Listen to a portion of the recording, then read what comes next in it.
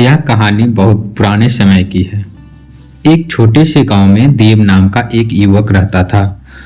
उसका जीवन साधारण था, लेकिन उसके विचार बहुत ऊंचे थे। मिट्टी का छोटा घर, सीमित साधन और रोज की मेहनत, यही उसकी दुनिया थी। फिर भी उसके चेहरे पर हमेशा संतोष और शांति दिखाई देती थी। देव का स्वभाव बहुत ही दयालु था। वह कभी किसी को खाली हाथ नहीं लौटाता था। गांव में अगर किसी को मदद की जरूरत होती तो लोग सबसे पहले उसी के पास आते।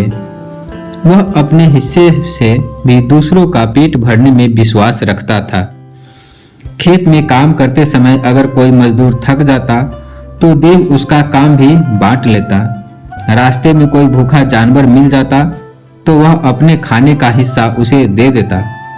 राह चलते किसी यात्री को अगर पानी या भोजन की जरूरत होती तो वह बिना झिझक मदद करता। लेकिन उसकी पत्नी लता इस बात से परेशान रहती थी।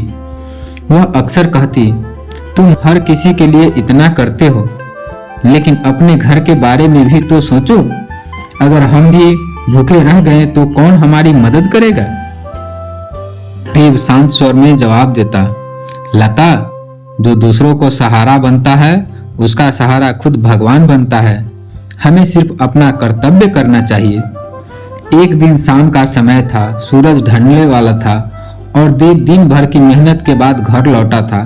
तभी दरवाजे पर दस्तक हुई। लता ने दरवाजा खोला और देखा कि एक बूढ़ा यात्री खड़ा है।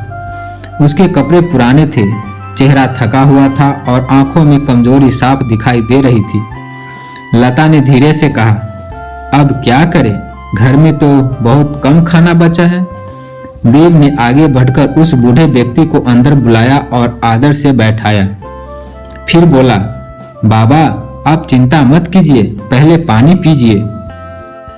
उसने उन्हें पानी दिया।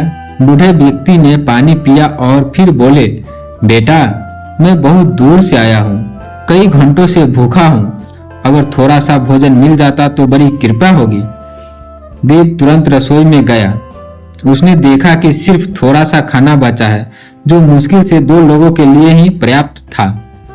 वह कुछ पल के लिए सोच में पड़ा, लेकिन फिर उसने बिना किसी हिचक के वह सारा भोजन एक थाली में रखा और बाहर ले आया। लता ने उसे रोकते हुए कहा, तुम सब कुछ दे दोगे तो हम क्या खाएंगे?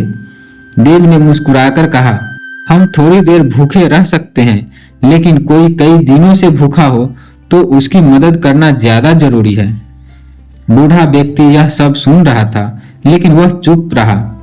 देव ने आदर से थाली उनके सामने रख दी। बूढ़े व्यक्ति ने धीरे धीरे खाना खाया। हर कौर के एक साथ उनके चेहरे पर संतोष बढ़ता गया। खाना खत्म करने के बाद उन्होंने गहरी सांस ली और देव को पास बुलाया। फिर अपनी झोली से एक छोटा सा चमकदार पात्र निकाला और उसकी ओर बढ़ाते हुए बोले, बेटा, इसे अपने पास रख लो। देव ने तुरंत मना कर दिया, नहीं बाबा, मैंने तो सिर्फ अपना कर्तव्य किया है, इसके बदले मुझे कुछ नहीं चाहिए। बूढ़े व्यक्ति मुस्कुराए और बोले, यह इनाम नहीं बल्कि तुम्हारे अच्छे कर्मों का प्रतीक है। यह तुम्हें याद दिलाएगा कि सच्ची खुशी दूसरों की सेवा में है। उन्होंने आगे कहा, जब इंसान बिना स्वार्थ के किसी की मदद करता है तो ईश्वर उसकी सहायता किसी न किसी रूप में जरूर करता है। तुम्हारा दिल बहुत साफ है, इसे हमेशा ऐसा ही बनाए रखना। यह कहकर वह वहां से चले गए।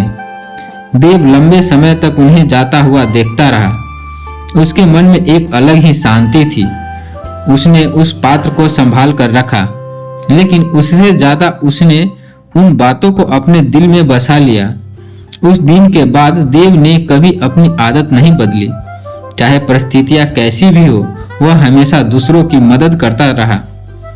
दोस्तों, जीवन में सबसे बड़ा धन पैसा नहीं बल्कि हमारे कर्म होते हैं। जो व्यक्ति निस्वार्थ भाव से दूसरों की सहायता करता है, उसका जीवन अपने आप समृद्ध हो जाता है। इसीलिए हमेशा अच्छे कर्म करते रहें, क्योंकि यही असली धर्म है। यदि आपको यह कहानी पसंद आए हो तो इसे लाइक, सब्सक्राइब एंड शेयर करना न भूलें। धन्यवाद।